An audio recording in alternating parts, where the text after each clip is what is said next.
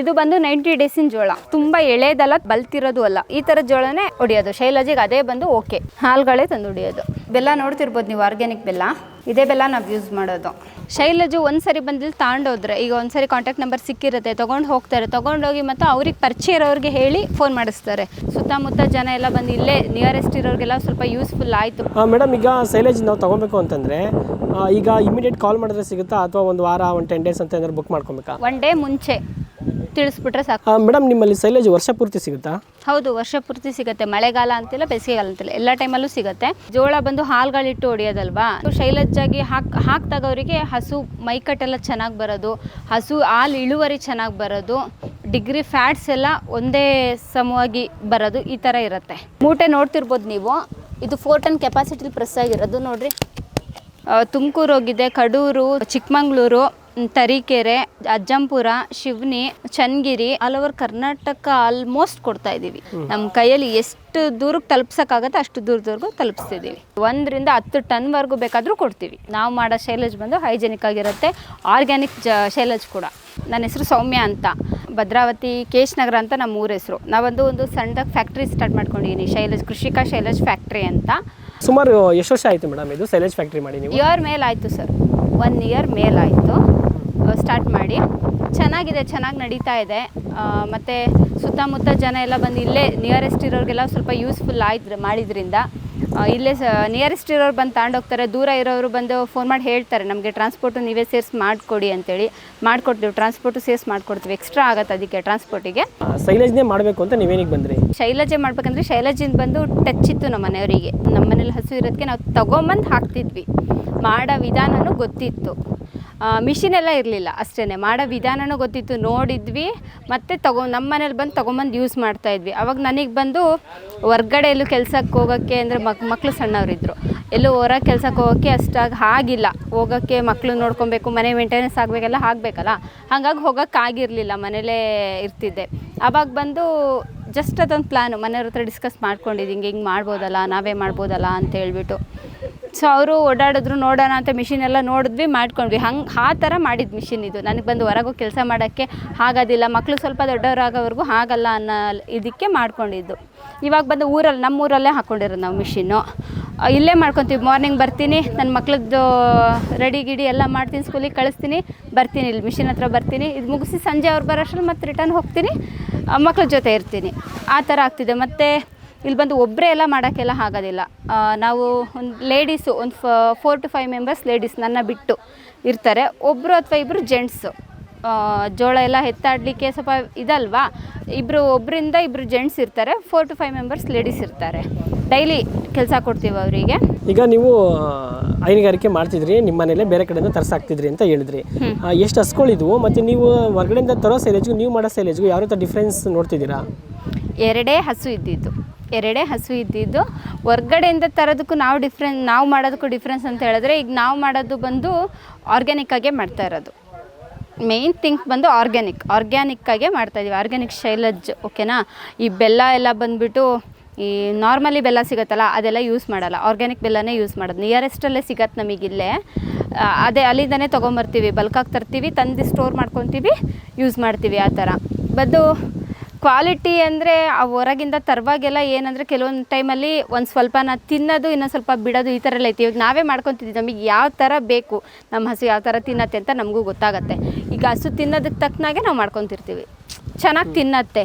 ಈ ಬೆಲ್ಲ ಉಪ್ಪು ನೀರು ಕೆಲವೊಂದು ಟೈಮ್ ಬಂದು ಒಂದೊಂದು ಕಡೆ ಹಾಗಿರುತ್ತೆ, ಒಂದೊಂದು ಕಡೆ ಹಾಗಿರಲ್ಲ, ಅದೆಲ್ಲ ನೋಡ್ತಿರ್ತೀವಲ್ಲ. ಈಗ ನಾವೇ ಯೂಸ್ ಮಾಡ್ತಿರ್ತೀವಿ ಆ ಬ್ಯಾಗ್ನ ಅನ್ನೋದಕ್ಕೆ ನಮಗೆ ಗೊತ್ತಾಗತ್ತೆ.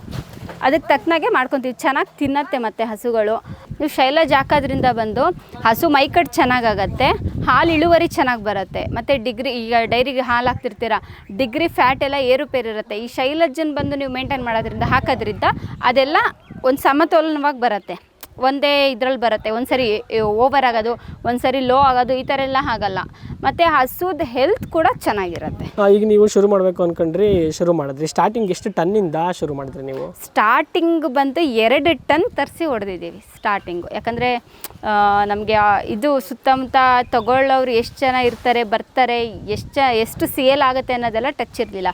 ಸ್ಟಾರ್ಟಿಂಗ್ ತರಿಸಿದ್ದೆ ನಾವು 2 ಟನ್ನು 3 ಟನ್ ಈ ಥರ ತರಿಸ್ತಿದ್ವಿ. ಅಲ್ಲಿಂದನೇ ಸ್ಟಾರ್ಟ್ ಮಾಡಿದ್ದು. ಅದು ಓಕೆ ಆಗ್ತಾ ಬಂತು. ನೆಕ್ಸ್ಟ್ 4 ಟನ್ ಆಯಿತು. ನೆಕ್ಸ್ಟ್ 6 ಆಯಿತು. 6ರಿಂದ 7 ಆಯಿತು. 7 ಟನ್ನನ್ನೇ ಸ್ವಲ್ಪ ದಿವಸ ಒಂದು ಮಂತ್ವರೆಗೂ ತರಿಸಿದ್ವಿ. ಅದಕ್ಕೆ ಆಮೇಲೆ ಬಂದು 14 ಟನ್ನು, 15 ಟನ್ನು, 10 ಟನ್ನು ಈ ಥರ ತರಿಸ್ತೀವಿ. ಈಗ ಚೆನ್ನಾಗಿ ನಡೀತಿದೆ. ಚೆನ್ನಾಗಿ ನಡೀತಿದೆ. ಇವಾಗ ಎಷ್ಟು ಟನ್ ಹೈಯೆಸ್ಟ್ ರೀಚ್ ಆಗಿದ್ದೀರಾ? ಇವತ್ತು ಸೇಲ್ ಆದಂಗೆ ನಾಳೆ ಆಗಲ್ಲ, ನಾಳೆ ಆದಂಗೆ ನಾಡ್ದಾಗಲ್ಲ, ಆ ಥರ ಇರುತ್ತೆ. ಬಟ್ ನಾವು ತಂದು ಹೊಡಿಯೋದು ಬಂದು ಪರ್ ಡೇಗೆ ಒಂದು 8ರಿಂದ 9 ಟನ್ ಹೊಡಿತೀವಿ. ಪರ್ ಡೇಗೆ 8ರಿಂದ 9 ಟನ್ ಹೊಡಿತೀವಿ. ಇವಾಗ ಈ ಮಿಷಿನ್ ತಗೊಂಡಿದ್ದೀರಾ? ಇದು ಯಾವ್ದಿದು? ಇದು ಯಾವ ರೀತಿ ಚಾಪ್ ಆಗುತ್ತೆ? ಎಷ್ಟೆಷ್ಟು ಚಾಪ್ ಮಾಡ್ತಿದ್ದೀರಾ ಇವಾಗ ಇದು ನೀವು? ಇದರಲ್ಲಿ ಬಂದು ಈ ಪೋರ್ಷನಲ್ಲಿ ಜೋಳ ಕೊಡೋದು, ಜೋಳ ಕಡ್ಡಿ ಸಮೇತ ಕೊಡೋದು. ಈ ಪೋರ್ಷನಲ್ಲಿ ಕೊಟ್ಟರೆ ಇಲ್ಲಿ ಕಾಣ್ತಿದೆಯಲ್ಲ, ಇಲ್ಲಿ ಬಂದು ಕಟಿಂಗ್ ಆಗಿ ಇದ್ರೊಳಗೆ ಬೀಳತ್ತೆ. ಅದು ಬಂದು ಡ್ರಮ್ಮಿಗೆ ಬೀಳತ್ತೆ. ಡ್ರಮ್ ಬಂದು ತಿರ್ಸ್ಕೊಂಡು ಇಲ್ಲಿ ಪ್ರೆಸ್ಸಿಂಗು, ಈ ಕಡೆ ಪ್ರೆಸ್ಸಿಂಗ್ ಆಗುತ್ತೆ. ಇಲ್ಲಿ ಪ್ರೆಸ್ಸಿಂಗ್ ಆಗುತ್ತೆ. 4 ಟನ್ ಕೆಪಾಸಿಟಿಲಿ ಪ್ರೆಸ್ ಆಗೋದು. ಬ್ಯಾಗ್ ಬಂದು ಬಿಗಿ ಪ್ರೆಸ್ ಇರುತ್ತೆ. 4 ಟನ್ ಕೆಪಾಸಿಟಿ ಅಂದರೆ ಗೊತ್ತಾಗತ್ತೆ ಅನ್ಸುತ್ತೆ ನಿಮಗೆ ಎಷ್ಟು ಬಿಗಿ ಇರುತ್ತೆ ಅಂತೇಳಿ. 4 ಟನ್ ಕೆಪಾಸಿಟಿಲಿ ಆಗೋದು. ಮತ್ತು ಬಂದು ಇದನ್ನ ಪ್ರೆಸ್ಸಿಂಗ್ ಎತ್ಕೊಂಡು ರಿಟರ್ನ್ ಬ್ಯಾಗ್ ತಿರ್ಸ್ಕೊಂಡು ಇಲ್ಲಿ ಬ್ಯಾಗ್ ಇಳಿಸೋದು. ಇದು ಈ ಪೈಪ್ ಕಾಣ್ತಿದೆ ಅಲ್ವಾ, ಇದರಲ್ಲಿ ಕ್ಯಾನ್ ಬಂದು ಫಿಟ್ ಮಾಡಿರ್ತೀವಿ ಬೆಲ್ಲ ಉಪ್ಪು ನೀರಿಗೆ. ಇವಾಗ ಕ್ಯಾನ್ ಬಂದು ತೆಗ್ದಿದೆ, ಮಳೆ ಬರುತ್ತೆ ಅಂತ ತೆಗ್ದಿಟ್ಟಿದ್ದೀವಿ. ಇದರಿಂದ ಸ್ಪ್ರೇ ಆಗುತ್ತೆ, ಡೈರೆಕ್ಟ್ ಡ್ರಮ್ಮಿಗೆ ಬೀಳತ್ತೆ ಸ್ಪ್ರೇ. Okay okay. ಅಂದರೆ ಬೆಲ್ಲ ನೀರು ಉಪ್ಪು ಇದೇನೇನಾ? ಬೆಲ್ಲ ಉಪ್ಪು ನೀರು ಇದೆ.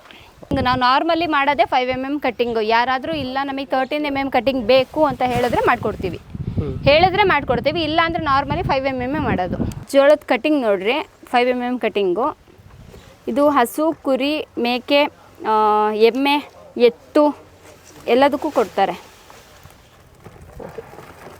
ಅಂದರೆ ಎಲ್ಲದಕ್ಕೂ ಯೂನಿವರ್ಸಲ್ ಚಾಪ್ ಮಾಡ್ತಿದ್ದೀರಾ? 5 mm. ಬ್ಯಾಗ್ಸ್ ಬಂದು ಬರುತ್ತೆ ಒಂದು 60, 65, 70 ಈ ಥರ ಬರುತ್ತೆ. ಬ್ಯಾಗ್ಸ್ ಪ್ಯಾಕಿಂಗ್ ಬಂದು ಈ ಥರ ಬರುತ್ತೆ ನಮ್ಮದು. ಈ ಥರ ಬ್ಯಾಗ್ ಪ್ಯಾಕಿಂಗು.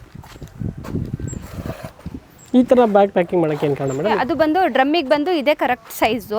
ಮತ್ತು ಇನ್ನೊಂದು ಬ್ಯಾಗ್ ಬಂದು ಥಿಕ್ನೆಸ್ ಇರುತ್ತೆ, ಅಷ್ಟು ಸುಲಭವಾಗಿ ಹರಿದೋಗಲ್ಲ. ಹಾಗಾಗಿ ಇದನ್ನೇ ಸೆಲೆಕ್ಷನ್ ಮಾಡಿ. ಈಗ ಒಂದ್ಸಲ ಓಪನ್ ಮಾಡಿ ಇಟ್ಟರೆ ಅದನ್ನ ಇಮಿಡಿಯೇಟ್ ಖಾಲಿ ಮಾಡಬೇಕಾ, ಅಥವಾ ನಮ್ಗೆ ಎಷ್ಟು ಬೇಕೋ ಅಷ್ಟು ತಗೊಂಡು ಬಿಗಿಯಾಗಿ ಮತ್ತೆ ಕಟ್ಟಿಡ್ಬೋದಾ? ಎಷ್ಟು ಬೇಕಷ್ಟು ತಗೊಂಡು ಮತ್ತೆ ಬಾಯಿ ಬಿಗಿ ಕಟ್ಬಿಟ್ಟು ಇಟ್ಬಿಡ್ಬೋದು, ಏನೂ ತೊಂದರೆ ಇಲ್ಲ. ಆರಾಮಾಗಿ ಇಟ್ಕೊಂಡು ಸ್ಟೋರ್ ಮಾಡ್ಕೊಂಡು ಯೂಸ್ ಮಾಡ್ಕೊಬೋದು. ಇವತ್ತು ಬಂದು ಹುಲ್ ತರಕ್ಕೆ ಹೋಗಿದ್ದೀರಾ, ಇವತ್ತು ಯೂಸ್ ಇಲ್ಲ ನಮಗೆ, ಓಕೆ ಇಟ್ಬಿಡೋದು. ನಾಳೆ ನನಗೆ ಹುಲ್ ತರಕ್ಕೆ ಹೋಗೋಕ್ಕಾಗಿಲ್ಲ, ತೊಗೊಂಡು ಯೂಸ್ ಮಾಡಿಬಿಟ್ಟು ಬಾಯಿ ಕಟ್ಟಿ ಇಟ್ಬಿಡ್ಬೋದು. ಇವತ್ತು ನನಗೆ ಯೂಸ್ ಇದೆ, ನಾಳೆ ಯೂಸ್ ಇಲ್ಲ ಅಂದರೂ ತೊಂದರೆ ಇಲ್ಲ, ಯೂಸ್ ಮಾಡ್ದೆ ಮತ್ತೆ ಕಟ್ಟಿ ಇಟ್ಬಿಡ್ಬೋದು. ಹಂಗಾಗಿ ಈ ಬ್ಯಾಗ್ ಬಂದು ಓಕೆ. ಈಗ ಎಲ್ಲಿಗೆಲ್ಲ ಕೊಡ್ತಿದ್ದೀರಾ ಮೇಡಮ್? ಈ ಕರ್ನಾಟಕದಲ್ಲಿ ಯಾವೆಲ್ಲ ಭಾಗದಲ್ಲಿ ಕೊಡ್ತಿದ್ದೀರಾ ನೀವು ಸೈಲೇಜ್ನ? ಕರ್ನಾಟಕ ಬಂದು ತುಮಕೂರು ಹೋಗಿದೆ, Kadur, Chikmagalur, Tarikere, Ajjampura, Shivani, Channagiri, all over Karnataka almost ಕೊಡ್ತಾ ಇದ್ದೀವಿ ಕರ್ನಾಟಕ. ನಮ್ಮ ಕೈಯಲ್ಲಿ ಎಷ್ಟು ದೂರಕ್ಕೆ ತಲುಪ್ಸೋಕ್ಕಾಗತ್ತೆ ಅಷ್ಟು ದೂರದವರೆಗೂ ತಲುಪಿಸ್ತಿದ್ದೀವಿ. ಮೇಡಮ್, ಇವಾಗ ರೈತರು ಫೀಡ್ಬ್ಯಾಕ್ ಎಲ್ಲ ಯಾವ ರೀತಿ ಕೊಡ್ತಿದ್ದಾರೆ ನಿಮಗೆ? ಶೈಲಜು ಒಂದ್ಸರಿ ಬಂದಿಲ್ಲಿ ತಗೊಂಡೋದ್ರೆ, ಈಗ ಒಂದ್ಸರಿ ಕಾಂಟ್ಯಾಕ್ಟ್ ನಂಬರ್ ಸಿಕ್ಕಿರುತ್ತೆ, ತೊಗೊಂಡು ಹೋಗ್ತಾರೆ. ತೊಗೊಂಡೋಗಿ ಮತ್ತು ಅವ್ರಿಗೆ ಪರಿಚಯ ಇರೋರಿಗೆ ಹೇಳಿ ಫೋನ್ ಮಾಡಿಸ್ತಾರೆ. ಮೇಡಮ್ ನಾನೇ ಫೋನ್ ಮಾಡಿಸಿದ್ದು, ತಗೊಂಡೋಗಿದ್ನಲ್ಲ ನಾನು ಇಂಥ ದಿನ ತಗೊಂಡೋಗಿದ್ನಲ್ಲ ನಾನೇ ಫೋನ್ ಮಾಡಿಸಿದ್ದು, ಅವ್ರಿಗೆ ಇಷ್ಟು ಬೇಕಂತೆ ನೋಡಿ, ಐಟಮ್ ಚೆನ್ನಾಗಿ ಕ್ವಾಲಿಟಿ ಕೊಡ್ತೀರಾ, ಇದೇ ಥರ ಕೊಡಿ ಅಂತ ಅವರು 2-3 ಜನಕ್ಕೆ ಹೇಳಿ ಕಳಿಸ್ತಾರೆ. ನಮ್ಗೆ ಹಂಗಾಗಿ ಸ್ವಲ್ಪ ಸೇಲಿಂಗ್ ಇನ್ನೂ ಜಾಸ್ತಿ ಆಗ್ತಿದೆ. ಮೇಡಮ್, ನಿಮ್ಮಲ್ಲಿ ಸೈಲೇಜ್ ವರ್ಷ ಪೂರ್ತಿ ಸಿಗುತ್ತಾ? ಹೌದು, ವರ್ಷ ಪೂರ್ತಿ ಸಿಗುತ್ತೆ. ಮಳೆಗಾಲ ಅಂತಿಲ್ಲ, ಬೇಸಿಗೆಗಾಲ ಅಂತಿಲ್ಲ, ಎಲ್ಲ ಟೈಮಲ್ಲೂ ಸಿಗುತ್ತೆ. ಮತ್ತು ಒಂದಷ್ಟು ಜನ ರೈತರು ಬಂದು ಕಾಂಟ್ಯಾಕ್ಟ್ ಇದ್ದಾರೆ ನಮಗೆ, ಅಂದರೆ ಜೋಳ ಬೆಳೆಯೋರು. ಅವ್ರ ಹತ್ರ ತೊಗೊತೀವಿ. ಅವ್ರು ಬೆಳ್ದಂಗೆ ತೊಗೊಳ್ಳೋದು, ಕಟಿಂಗ್ ಮಾಡೋದು, ಮತ್ತು ಶೈಲೇಜ್ ಮಾಡೋದು, ಸೇಲಿಂಗ್ ಮಾಡೋದು, ಆ ಥರ ರೊಟೇಷನ್ ಆಗ್ತಾ ಇರುತ್ತೆ. ಮೇಡಮ್, ನೀವು ಕಡ್ಡಿ ಸೆಲೆಕ್ಷನ್ ಯಾವ ರೀತಿ ಮಾಡ್ತೀರಾ? ಕಡ್ಡಿ ಸೆಲೆಕ್ಷನ್ ನೀವು ನೋಡ್ತಿರ್ಬೋದು. ಇವಾಗ ಇದು ಬಂದು 90 ಡೇಸಿನ ಜೋಳ, ಹಾಲ್ಗಾಳು, ಓಕೆನಾ? ತುಂಬ ಎಳೆದಲ್ಲ, ಬಲ್ತಿರೋದು ಅಲ್ಲ, ಕಾಣಿಸ್ತಿದೆ ಅನಿಸುತ್ತೆ, ಓಕೆನಾ? ಹಾಲ್ಗಾಳು ಈ ಥರ ಜೋಳನೇ ಹೊಡಿಯೋದು. ಶೈಲಜಿಗೆ ಅದೇ ಬಂದು ಓಕೆ.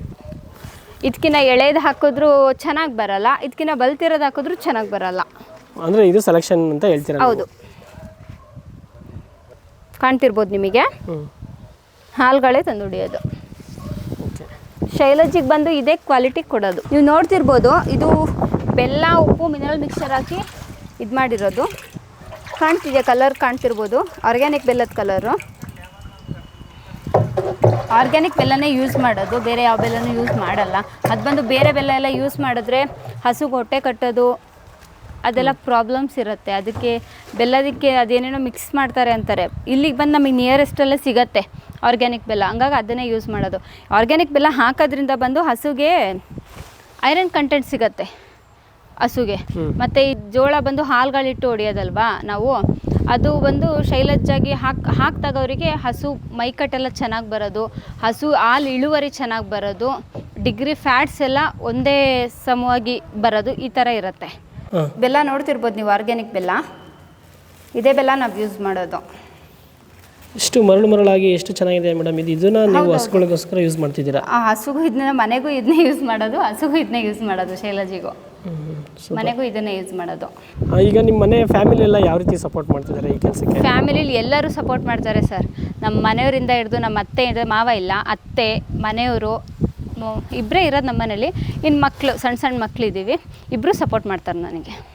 ಮೇಡಮ್, ಈಗ ಸೈಲೇಜ್ ನಾವು ತೊಗೊಬೇಕು ಅಂತಂದರೆ ಈಗ ಇಮಿಡಿಯೇಟ್ ಕಾಲ್ ಮಾಡಿದ್ರೆ ಸಿಗುತ್ತಾ, ಅಥವಾ ಒಂದು ವಾರ, ಒಂದು 10 days ಅಂತ ಏನಾದ್ರು ಬುಕ್ ಮಾಡ್ಕೊಬೇಕಾ? ಹಾಗೆಲ್ಲ ಏನು ಬುಕ್ ಮಾಡೋದೇನು ಬೇಡ. 1 day ಮುಂಚೆ ತಿಳಿಸ್ಬಿಟ್ರೆ ಸಾಕು, 1 day ಮುಂಚೆ ತಿಳಿಸಿದ್ರೆ ಸಾಕು. ಜಾಸ್ತಿ ಆರ್ಡ್ರ್ ಇತ್ತು ಅಂದರೆ, ಜಾಸ್ತಿ ಕೇಳ್ತೀರಾ ಅಂದರೆ, 1 ಟನ್ ಒಳಗೆಲ್ಲ ಕೇಳ್ತೀರಾ ಅಂದರೆ ನೀವು ಅವತ್ತೇ ಫೋನ್ ಮಾಡಿ ಅವತ್ತೇ ಬರೋ ಥರನೂ ಇರುತ್ತೆ, ಐಟಮ್ ಇರುತ್ತೆ. ಜಾಸ್ತಿ ಅಂತ ಹೇಳಿದ್ರೆ ಒಂದಿನ ಮುಂಚೆ ತಿಳಿಸಿದ್ರೆ ನಮಗೆ ಓಕೆ. ಈಗ ಬೇರೆಯವ್ರದ್ದು ಆರ್ಡ್ರ್ ಒಪ್ಕೊಳ್ಳೋಕ್ಕಿಂತ ಮುಂಚೆ, ಈಗ ಒಪ್ಕೊಂಬಿಟ್ಟು ಹೇಳೋಕ್ಕಾಗಲ್ಲ ಅಲ್ವಾ, ಬೇರೆಯವ್ರದ್ದು ಒಪ್ಕೊಳ್ಳೋಕ್ಕಿಂತ ಮುಂಚೆ ನಿಮಗೆ ತಿಳಿಸ್ಬೋದು ಅಂತ 1 day ಮುಂಚೆ ತಿಳಿಸಿದ್ರೆ ರೆಡಿ ಇರುತ್ತೆ. ಮಿನಿಮಮ್ ಒಂದಿಷ್ಟು ಸೈಲೇಜ್ ತೊಗೊಬೇಕು ಅಂತ ಏನಾದ್ರು ಇದೆಯಾ ಮೇಡಮ್? ಎಷ್ಟಾದ್ರು ತೊಗೊಬೋದಾ? ಮಿನಿಮಮ್ ಅಂದರೆ ನಮ್ಮ ಹತ್ರ ಬಂದು 1 ಬ್ಯಾಗಿಗಿಂತ ಮಿನಿಮಮ್ ಕೊಡೋಕ್ಕಾಗಲ್ಲ. 1 ಬ್ಯಾಗ್ ತೊಗೊಬೇಕು. 1 ಬ್ಯಾಗಿಂದ ನೀವು ಎಷ್ಟಾದರೂ ತೊಗೊಳ್ರಿ ಕೊಡ್ತೀವಿ. ಒಂದು 5 ಟನ್ ತೊಗೊಳ್ರಿ, 10 ಟನ್ ತೊಗೊಳ್ರಿ ಕೊಡ್ತೀವಿ. ಮಿನಿಮಮ್ ಬಂದು 1 ಬ್ಯಾಗಿಗಿನ್ನ ಕಮ್ಮಿ ಕೇಳಿದ್ರೆ ಸಿಗಲ್ಲ. ಅದ್ರಲ್ಲಿ ಬಂದು ಓಪನ್ ಮಾಡಿಲ್ಲ ಕೊಡೋಕ್ಕಾಗಲ್ಲ ಅಲ್ವಾ, ಹಾಗಾಗಿ 1 ರಿಂದ 10 ಟನ್ವರೆಗೂ ಬೇಕಾದರೂ ಕೊಡ್ತೀವಿ. ಮೂಟೆ ನೋಡ್ತಿರ್ಬೋದು ನೀವು, ಇದು 4 ಟನ್ ಕೆಪಾಸಿಟಿಲಿ ಪ್ರೆಸ್ ಆಗಿರೋದು ನೋಡಿರಿ, ಬಿಗಿ ಇರುತ್ತೆ. ನೀವು ನೋಡ್ತಿರ್ಬೋದು, ಇದೇನೇ ಓಪನ್ ಪ್ಲೇಸಲ್ಲಿ ಮಾಡ್ಕೊಂಡಿದ್ದಾರೆ ಅಂತ. ಓಪನ್ ಪ್ಲೇಸಲ್ಲಿ ಇರುತ್ತೆ, ಮಳೆ ಬರುತ್ತೆ, ಬಿಸಿಲು ಬರುತ್ತೆ, ಇದು ಜೋಳ ತಂದು ಹೊಡಿತಿರ್ತಾರೆ. ಏನು ಕ್ಲೀನ್ ಇರುತ್ತಾ, ಅಥವಾ ಮಳೆಗಾಲದಲ್ಲೆಲ್ಲ ಸ್ವಲ್ಪ ಕೆಸರು ಕಸ ಎಲ್ಲ ಜಾಸ್ತಿ. ಇದೆಲ್ಲ ಹೇಗೆ ಮಾಡ್ತಾರೆ, ಮೇಲೆ ಶೀಟು ಹಾಕ್ಕೊಂಡಿಲ್ಲ ಅಂತೆಲ್ಲ ಅನ್ಕೊತಿರ್ಬೋದು. ಡೈಲಿ ಕ್ಲೀನಿಂಗ್ ಆಗ್ತಾ ಇರತ್ತೆ ಇಲ್ಲಿ. ಒಂದು ಡೈಲಿ ಅಂದರೆ ಈ ಜೋಳ ಇವತ್ತು ಹೊಡಿತೀವ, ಎಲ್ಲ ಫುಲ್ಲು ಟಾರ್ಪಲ್, ಇಡೀ ಪ್ಲೇಸಿಗೆ ಫುಲ್ ಟಾರ್ಪಲ್ ಹಾಕಿರ್ತೀವಿ. ಜೋಳ ಹೊಡೆದು ಹಾಕ್ತಿದ್ದಂಗೆ ಫುಲ್ ಪ್ಲೇಸ್ ಕ್ಲೀನಿಂಗ್ ಆಗುತ್ತೆ. ಮತ್ತು ಟಾರ್ಪಲ್ ಎಲ್ಲನೂ ಕ್ಲೀನ್ ಮಾಡಿ ತೆಗೆದ್ಬಿಡ್ತೀವಿ. ಮತ್ತು ನೆಕ್ಸ್ಟ್ ಜೋಳ ಬರುವಾಗ ಮತ್ತೆ ಕ್ಲೀನಿಂಗು ಇನ್ನೊಂದು ರೌಂಡ್ ಕ್ಲೀನ್ ಮಾಡಿಬಿಟ್ಟು ಮತ್ತೆ ಟಾರ್ಪಲೆಲ್ಲ ಹಾಸಿ ಸ್ಟಾರ್ಟ್ ಮಾಡೋದು. ಹೈಜಿನಿಕ್ ಆಗಿರುತ್ತೆ. ನಾವು ಮಾಡೋ ಶೈಲೇಜ್ ಬಂದು ಹೈಜಿನಿಕ್ ಆಗಿರುತ್ತೆ, ಆರ್ಗ್ಯಾನಿಕ್ ಶೈಲೇಜ್ ಕೂಡ.